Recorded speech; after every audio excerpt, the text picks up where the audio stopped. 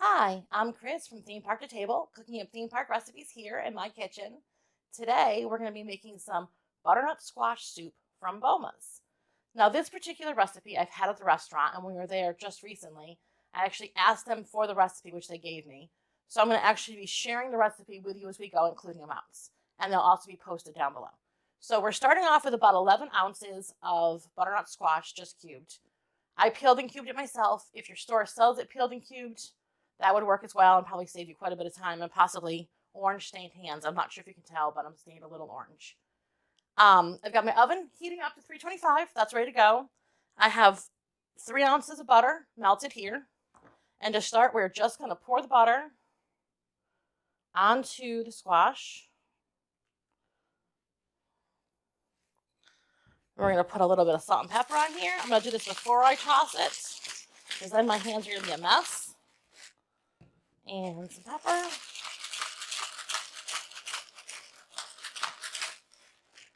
And then I'm going to, with one hand, toss this around and try to keep a clean hand so that I can get this in the oven before I have to wash up. My squash is a little bit on the cold side still. I did take it out for a few minutes to try to keep it from totally congealing the butter beforehand. But it's okay if it kind of gets, the butter gets thick on there. It's just going to melt and roast in the oven anyway. It's not going to hurt anything. I'm going to get it all nice and covered. I'm going to spread it out into a single layer. Try to get some of the chunks laid down so I've got the most surface area on the pan for roasting. And then I'm just going to put this in.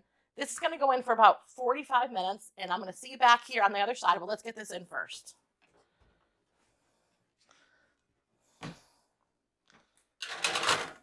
Get that into the oven. We'll get our kitchen timer set.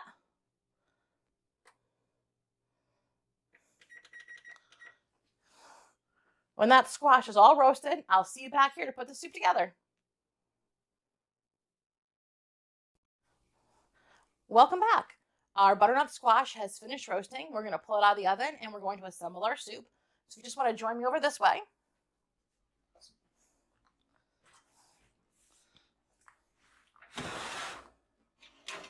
The butternut squash actually took about 5 minutes longer to roast.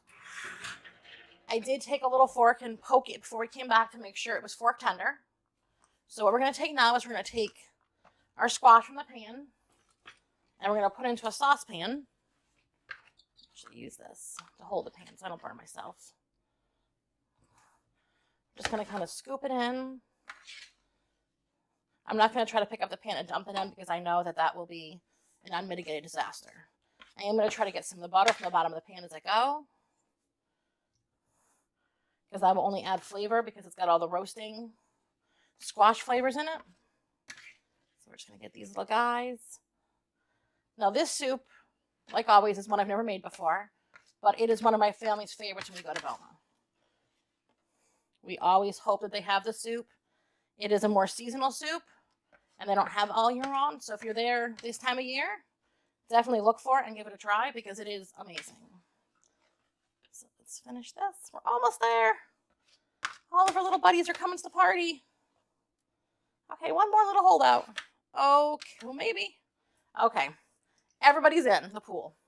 I'm actually gonna put my pot holder right in the sink so I can wash it. Now to this, we are going to add water.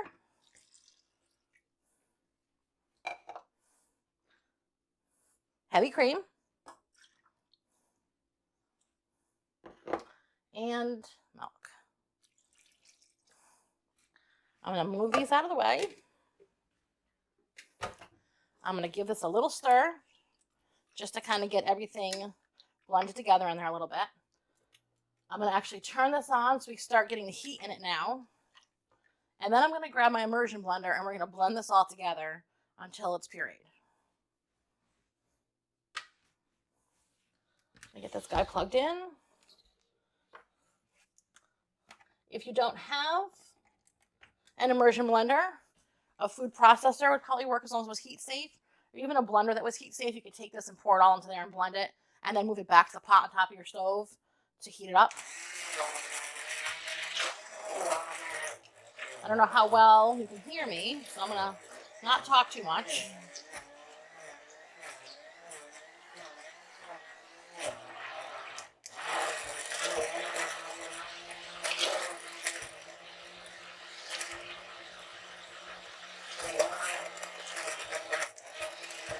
These always do splatter, and as we're peering, I'm going to turn up the heat a little bit now that we have less chunks in there, so it starts heating as I'm doing this.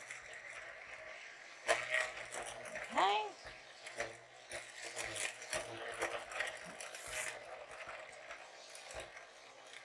This does take a little bit of time.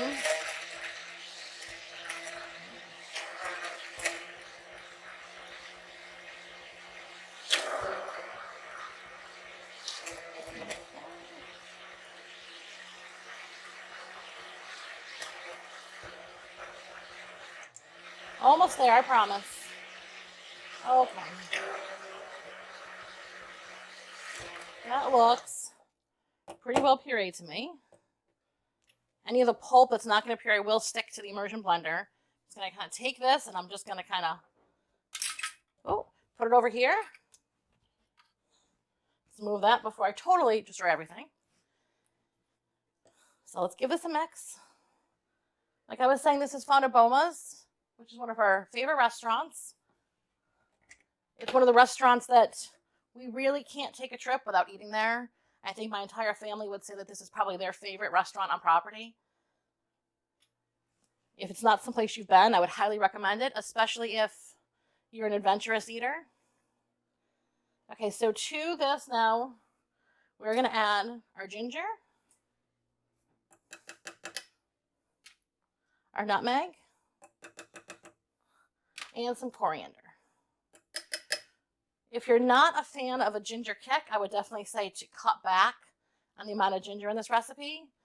It will be noticeable in the finished product. It does have kind of that ginger zing to it and that ginger spice. Also, if you're not sure, it's one of those things that you probably could add about half of each of the spices, cook it up, give it a taste, and then decide if you wanted to go the rest of the way before you commit fully. So there's that all mixed in.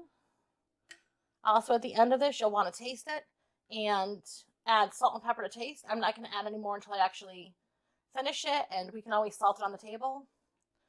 I also do want to say, as being a holiday recipe, you can see this is not making a huge pot of soup. I am making just what they consider a single portion of the recipe. This is a recipe that you definitely could double, triple, quadruple if you wanted to. At the restaurant, they make this in huge quantities and huge vats. And it would definitely lend itself well to increasing if you had a house full of people. Today, my house is fairly quiet. My kids are all out doing things. They're a little older, so they're all at work and running errands. So it's just a couple of us here today, so I didn't want to make a ton and waste it. This soup is definitely getting hot. I'm going to turn it down, and then I'm going to add into it a cornstarch slurry, which is just equal parts cornstarch and water. And this is to thicken it a little bit.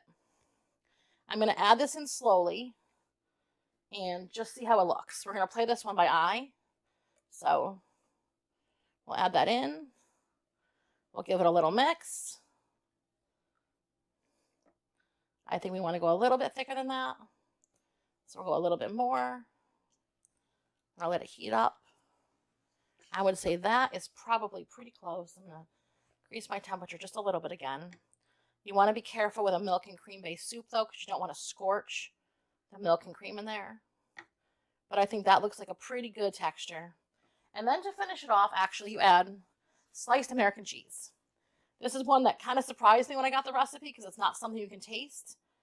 I'm assuming it's probably done to add kind of creaminess and smoothness to it. Typically, just for record and just for your own knowledge, a deli slice of cheese sliced about a sandwich thickness is usually about 1 ounce. So you can kind of use that as a gauge for how much, unless you have a food scale, which I do not have. Something I think I'll probably will invest in the future because it would make some of this a little easier.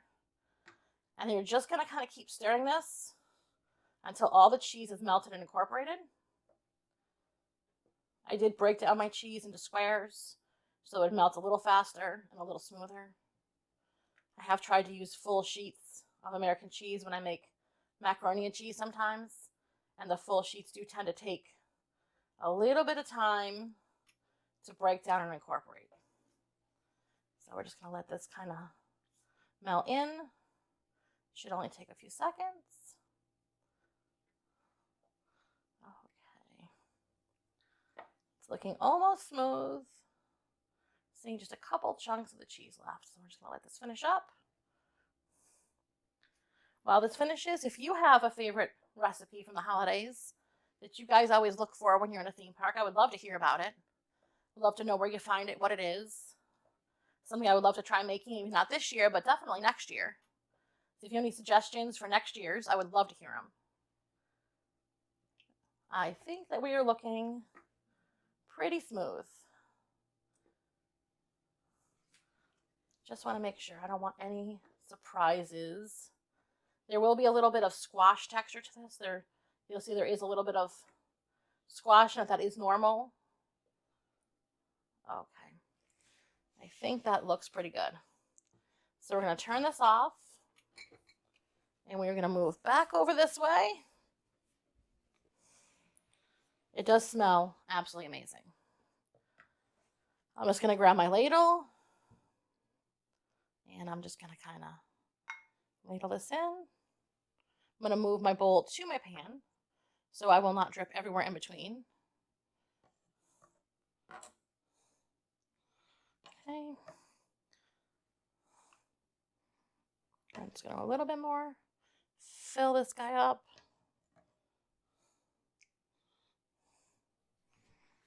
Okay.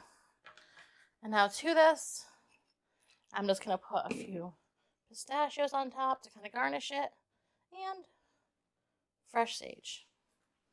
If you like this video, hit like and subscribe, and until next time.